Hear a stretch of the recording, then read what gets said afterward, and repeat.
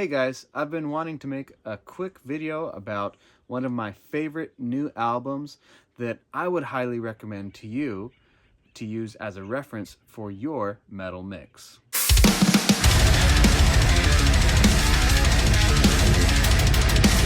And really quick, a reference mix is just a professional mix that sounds great on all platforms of playback and that you compare your mix or your master to.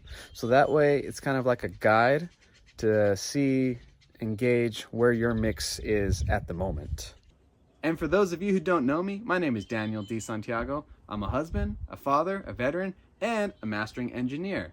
If you'd like to check out some of the work that I've done, head on over to my website at danielsantiago.com. Links in the description below. So one of my favorite new albums that came out this year, in terms of quality of production and sonically speaking, is the new All That Remains album, Anti-Fragile, or Anti-Fragile, however you like to say it.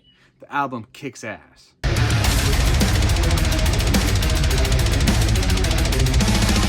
I'm not saying to try and copy the tones. I'm not saying to try to copy the EQ and whatnot. What I'm saying is the clarity, the separation, the levels of the instruments, the drums, the vocals, everything is top notch here. And if you can get your mixes in the same zone, you're gonna have a good mix.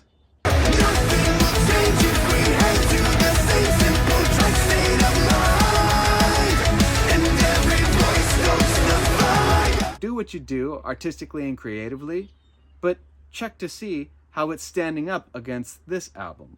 So let's start off talking about the drums. The kick is so punchy, but yet not overpowering. It's audible, but yet you can also feel it when you're listening to it with subs. So they applied proper low cuts where needed as necessary. It's not competing against the bass. So that leads me to believe that there may be some side chaining going on, but also proper low cutting as well. So they're just taking out the bass frequencies in order to not compete with the kick bass frequencies, the kick low frequencies. And the snare is super punchy and super fat. They had to have used samples on here, obviously, but the way they did it, man, it sounds so good. It's got that good low heft that you want from it, but it also has a nice crack when you hear it. The toms are obviously so beefy and so meaty. They sound great, and at the proper level to not overpower anything.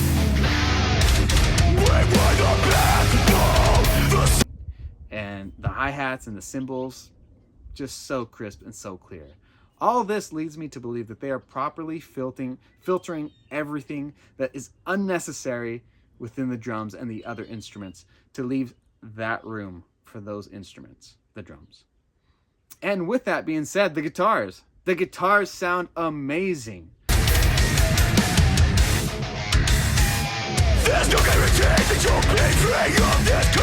And if you listen to it, the guitars aren't actually too loud. They're right there, but the snare and the kick and the vocal lead this album for sure. The vocals are just tucked in there in a little sweet spot. Okay, they're not overpowering, they're not too bright, they're not too bass heavy. You can tell that they applied extreme attention to detail on these vocals.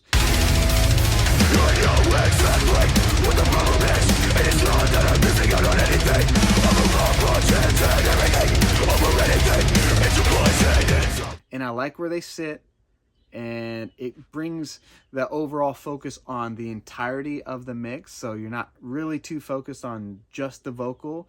You can really get into the kick if you're an air drummer. You can get into the drums if you like that, and you can feel the vocals too. So you can feel every instrument and hear every instrument, which is just tremendous. And they did it in such a tight and clean and precise way. I would say if you can even get close to matching to this album, you're gonna have a super solid mix. Anyways, just my quick 2 cents as a mastering engineer. Again, if you need help with your mix, or if you would like me to master your songs, hit me up in the links below, send me an email, check out my website, and we'll see if I do this again. I don't know, but this is a new thing. I really enjoyed this album, and I thought I would bring it to you guys to maybe help make your songs better. If you have any ideas, maybe in other genres, of what songs or what reference songs I think would be the best as a mastering engineer, let me know in the comments below. All right, guys, take care. Make some good music.